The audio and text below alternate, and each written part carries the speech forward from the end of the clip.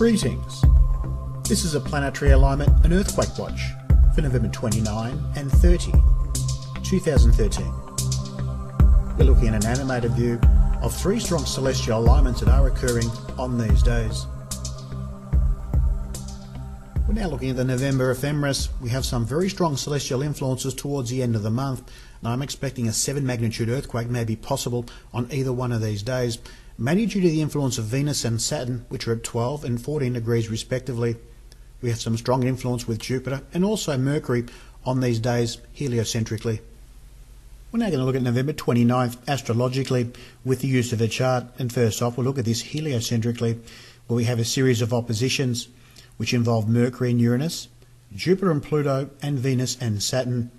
We have a grand square on this day where we have Uranus, Pluto, Mercury and Jupiter perfectly aspected.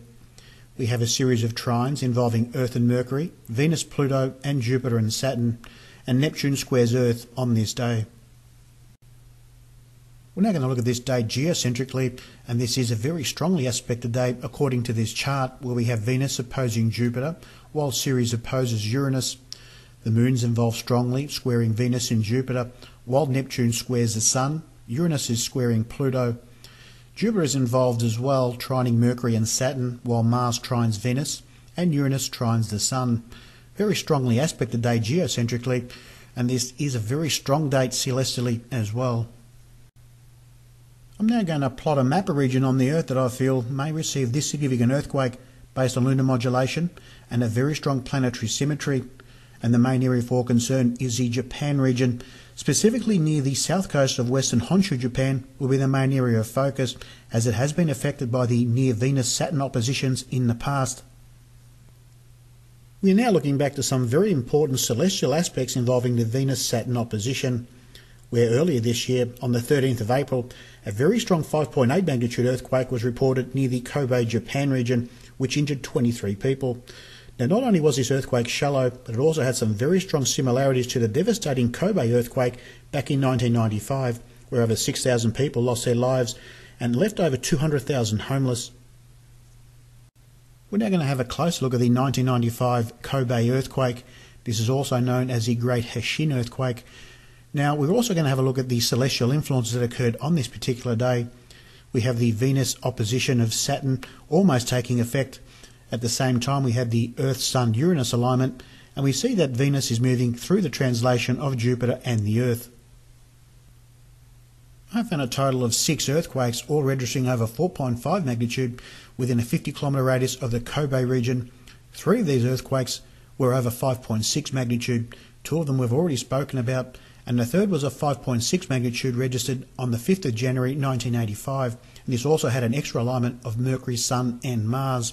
These are very strong symmetry with the Venus-Saturn opposition.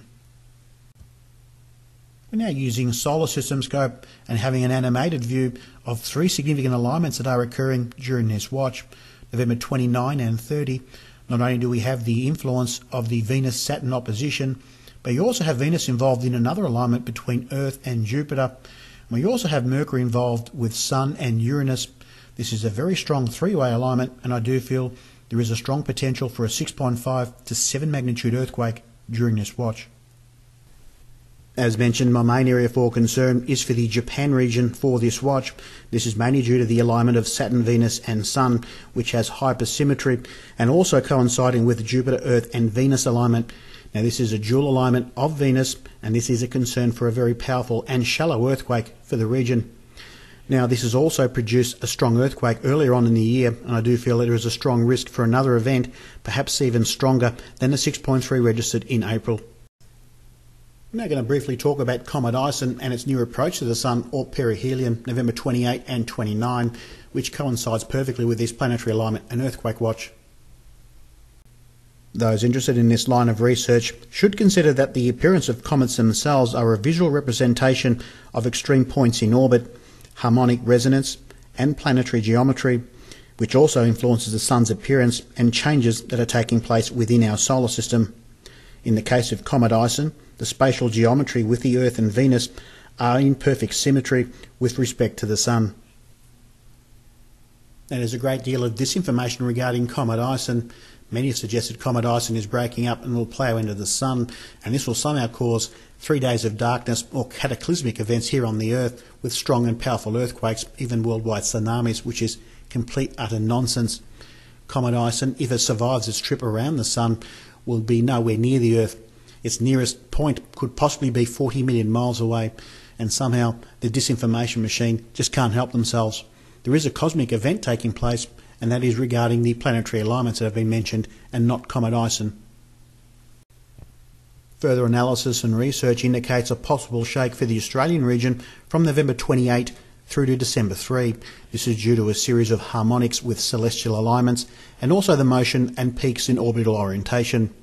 Now, the main area for concern will be near the southeast coast of Australia, specifically New South Wales or Victoria.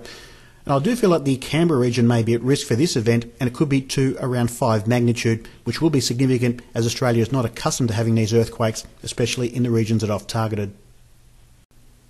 It is worth noting that I do have a newsletter available for download for anyone interested in long-range earthquake and volcanic eruption forecasts.